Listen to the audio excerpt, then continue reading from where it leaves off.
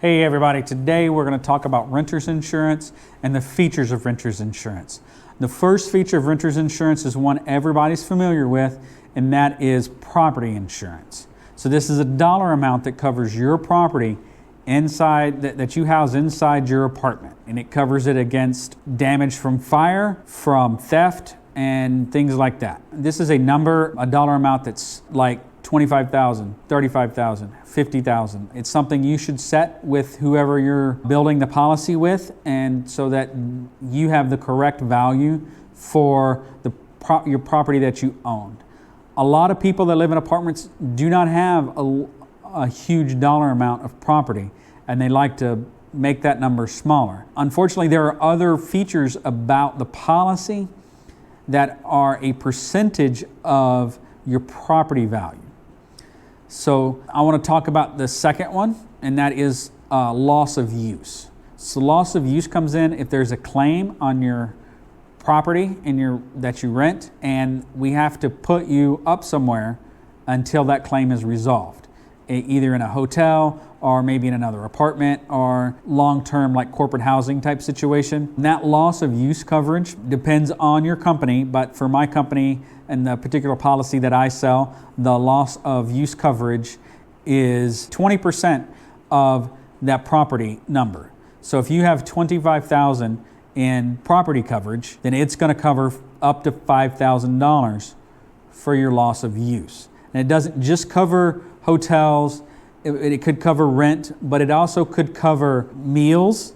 If they put you up in a hotel and it doesn't have a kitchen and you have to eat out, so it will cover the meals for that. It could cover laundry if you are put in a situation where you don't have laundry facilities and your apartment did have laundry facilities.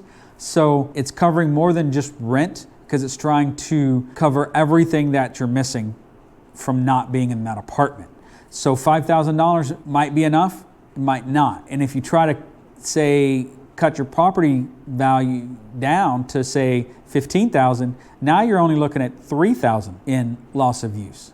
And is that really a good number? You always want to make sure that you have enough insurance that it's going to cover you in a claim and you're not going to run out. With property insurance, there's always a deductible. That's something else that you should select when you create the policy. In my agency, we default that for renters to $500, but you could raise that up to $1,000 or $1,500. You could lower that to $250. Obviously, lowering that's going to cost you more. Raising it's going to save you a little money. The last thing I want to talk about in renter's insurance is liability. This is the biggest portion of your renter's coverage. It's just the most coverage you get out of this policy is with liability. And it's the least cost of the policy. Liability, most apartment complexes that require renter's insurance are requiring $100,000 in personal liability. $100,000 of personal liability may cover you in most situations.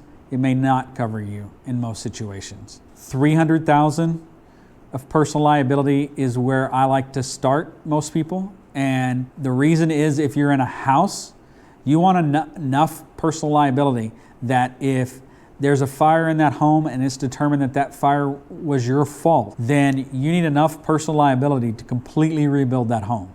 And most homes can't be rebuilt for $100,000.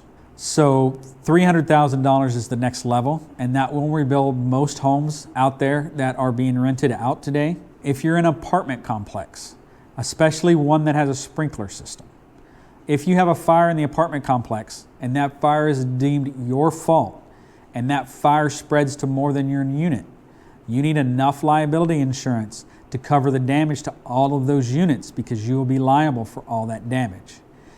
If your apartment has a sprinkler system, that sprinkler system sprays water everywhere, and it sprays thousands upon thousands upon thousands of gallons of water before they get there to shut it off. And that water goes everywhere. Your unit, it floods your unit, it floods the unit next door, it floods the unit below you. I have a personal story of a fire that happened to me last year in October on the 13th floor of a high-rise downtown. It took about 15 minutes for the fire department to get there and then get the sprinkler system turned off. By the time they opened my door, there was 5 inches of water in my little studio apartment. It's 500 square feet, 5 inches deep. That water went everywhere. It spread to 3 units on that floor and then went down 6 floors. It did more than $300,000 of damage. In fact, it's been almost a year and they're still tallying up the damages from that claim. I'm good. I had plenty of coverage and my insurance did not run out. And so you want to make sure that with your liability, it doesn't run out. The difference between $100,000 and $300,000, it's different for every company. I have to stress that. But for the company that I represent, the difference between $100,000 of liability on your renter's insurance and $300,000 of liability on your renter's insurance is $12 a year or $1 a month. Well worth it to pay that $1 a month and make sure that you still have coverage. No matter your claim, your insurance never runs out. Thank you.